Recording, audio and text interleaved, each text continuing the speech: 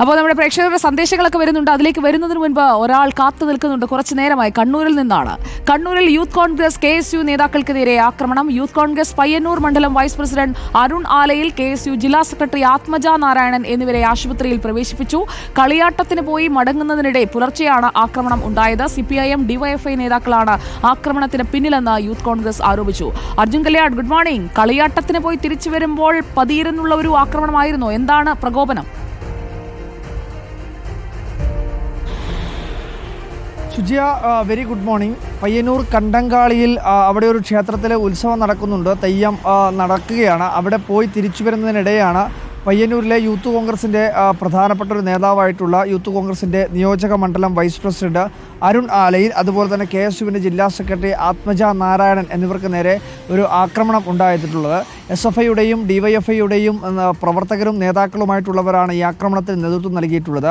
അരുൺ ആലയിലിൻ്റെ കാലിനും അതുപോലെ തന്നെ തലയ്ക്കും പരിക്കേറ്റിട്ടുണ്ട്. ആത്മജയുടെ വസ്ത്രം ഉൾപ്പെടെ വലിച്ചു കീറിക്കൊണ്ടുള്ളൊരു ആക്രമണമാണ് നടത്തിയത് എന്നുള്ളതാണ് ഈ KSU യൂത്ത് കോൺഗ്രസ് നേതാക്കളെല്ലാം തന്നെ വ്യക്തമാക്കുകയും ചെയ്യുന്നത്.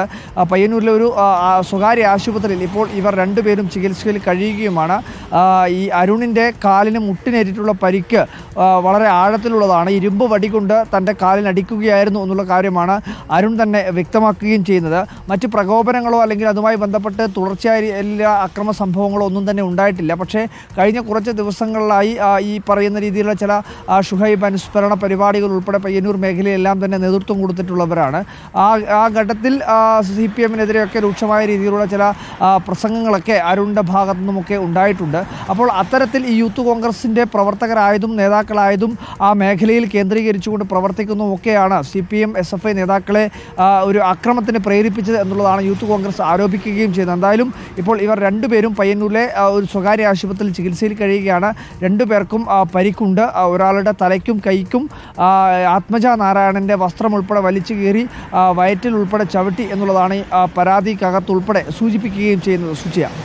ഓക്കെ, അർജുൻ കല്യാടാണ് വിവരങ്ങൾ നൽകിയത്. CPIM DYFIയുമാണ് ആക്രമണത്തിന് പിന്നിലെന്നാണ് ആരോപണം.